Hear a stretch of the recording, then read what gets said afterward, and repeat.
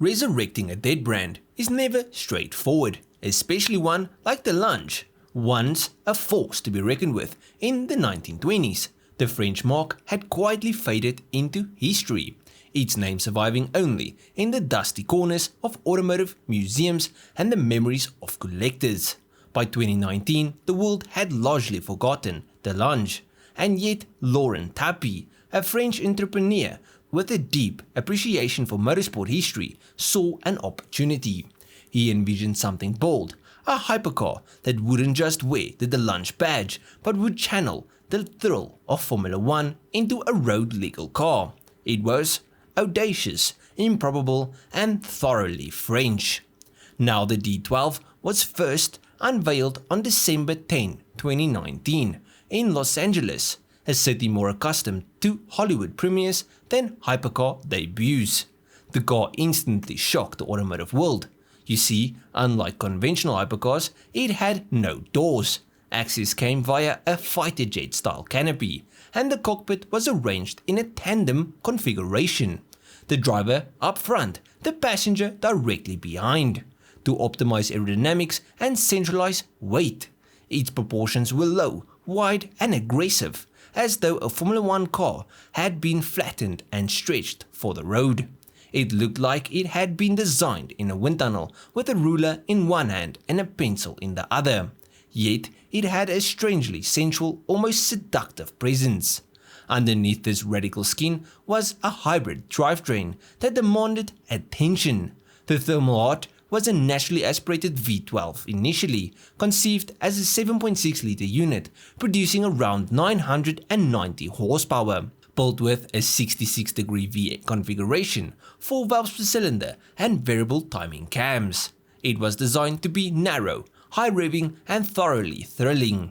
A dry sump lubrication system and direct fuel injection ensured the engine could survive the sorts of G-forces usually reserved for race tracks.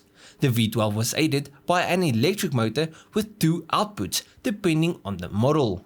A 110 horsepower motor in the GT for road-focused driving, allowing for short periods of electric-only propulsion, and a lighter 20 horsepower motor in the track-focused Club Edition to keep weight minimal and handling razor sharp. Power was sent to the rear wheels via an 8-speed gearbox, and the lunge promised 0 to 60 times of just 2.6 seconds, with a top speed north of 360 km per hour. It was as close as any road car had come to feeling like a Formula 1 car without the barriers of FIA regulations. Yet the D12 story, like many ambitious hypercars, was never simple. In the years following its debut, the lunge faced the harsh realities of emission regulations and production logistics. By early 2024, the V12 was downsized to around 6.7 litres to comply with environmental standards. This reduction was paired with an increase in electric motor output to maintain overall performance. The GT and Club editions remained extreme but slightly recalibrated. The GT retains its road-focused character, while the Club remains track-obsessed, slightly lighter and more responsive. Now production officially began at the Magny-Cours facility in France, with deliveries staggered across several years for the limited run of 30 cars.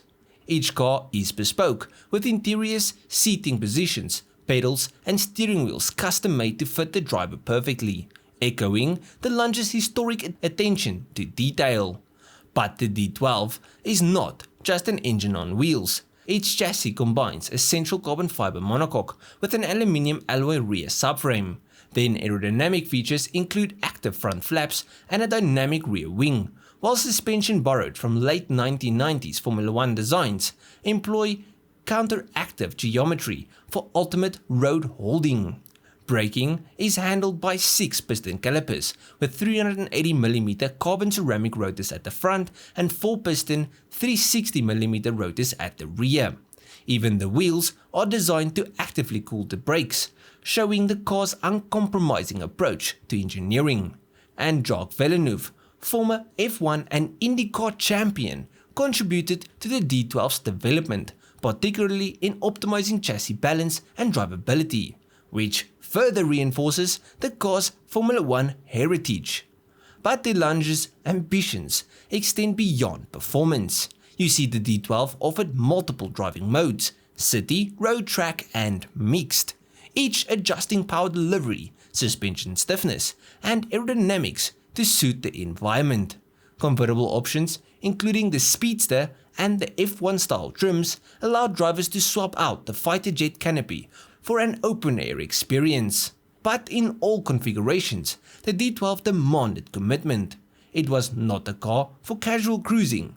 Every corner, every straight, every pedal stroke reminded drivers they were handling something both exotic and unforgiving. Looking at the D12 today, it's hard not to marvel at what has been achieved.